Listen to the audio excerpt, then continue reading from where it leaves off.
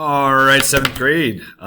Today is the 9th of September, Thursday, September 9th. I have heard your feedback about my YouTube videos. I did not ask for feedback, but I have definitely heard your feedback and your opinions that I need some intros, some outros, maybe some theme music. So I'm putting the challenge out there. If anybody wants to write and record me some theme music or some intros and outros, I will get on figuring out how to put them in this video. And we'll form a production team together. But for right now, you can just use this video to get caught up on where we are with the lessons, especially if for some reason you couldn't get on Zoom or you couldn't be in school today. So today we were talking about ancient Greek cities. Okay. Yesterday we talked about the Minoans and the Mycenaeans, the very first Greek people. We talked about how they were surrounded by the water, and so they became excellent sailors and shipbuilders. They used that for trade, but they also used that for war, and the Mycenaeans used it to be pirates. We talked about the geography of Greece and how it was very mountainous, so it actually kept a lot of the cities separate from each other. And so instead of building one big empire, one big country, they were individual cities. And that brought us to where we're at today. Now, we did watch a YouTube myth of Theseus and the Minotaur. So if you wanted to go to YouTube and check out that myth that you missed, that's what we watched today. And then we got into our cities. Now, this word polis right here, this is the Greek word for city. So whenever you see that, just translate it in your mind to city. I'm going to skip through some of the questions and practice things on the Nearpod and get right to the notes. That way you can go back and practice that later. I did mention today in class that even though they were separated by the mountains, the cities did share some of the same customs and traditions, and they did have a common language. They spoke Greek. Now, they did not unite together into one country. That happens much, much later, and they were very, very loyal to their individual city. So imagine someone attacking the United States, but instead of saying, hey, I'm going to go join the United States military, and join the Army or the Navy or the Air Force or Marines or whatever, you said, instead of saying, I'm going to go protect the country, you'd be saying, I'm going to go protect Harrisburg. I'm going to go protect Paxtang or Tri-C, Oberlin or Chambers Hill.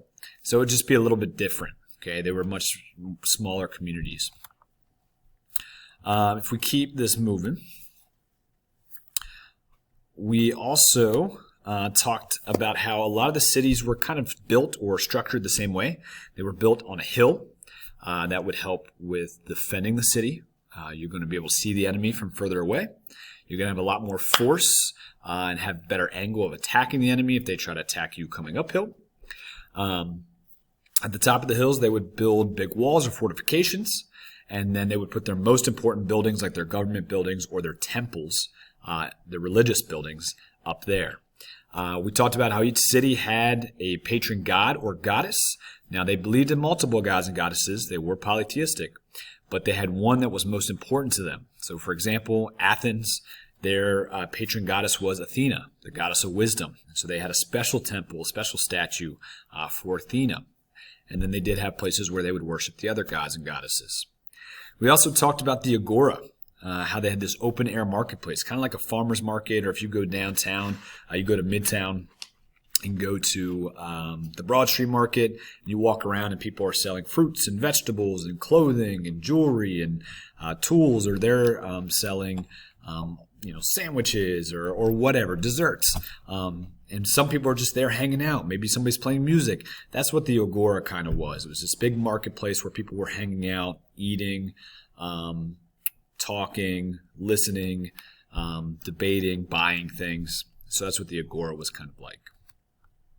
I did show you guys a VR picture of the Acropolis in Athens. You can still go visit it. Obviously, it's thousands of years old, so it's kind of fallen apart, but here is an ancient temple.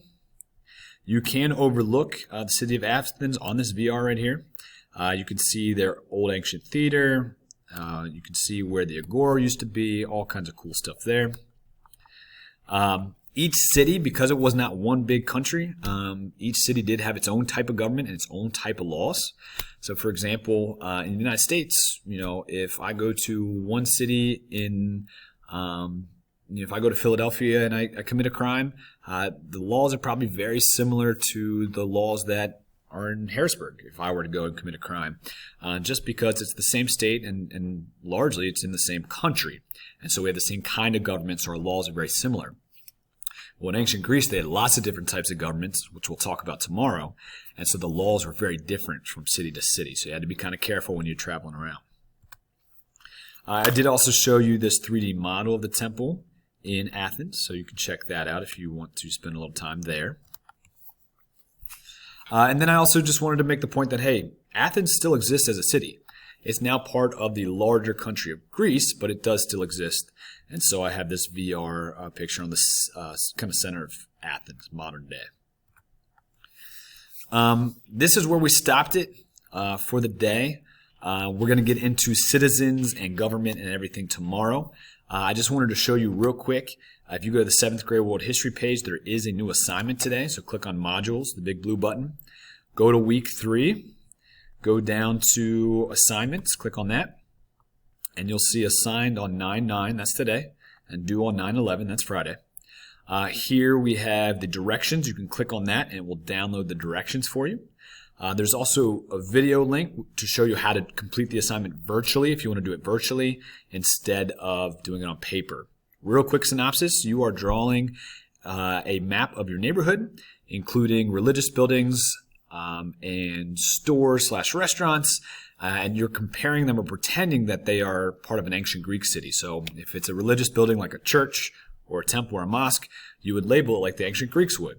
You would label it like a temple. Or let's say it's the Harrisburg Mall or Walmart or any kind of restaurant, Outback Steakhouse. You would label it like the ancient Greeks would. They would label it an agora, somewhere you would go to hang out and buy things and socialize. And so if you have more questions, feel free to email me about that, or feel free to watch this video explains how to do that, and these directions do as well.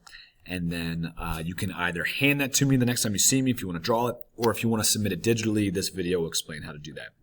All right, folks, have a wonderful day.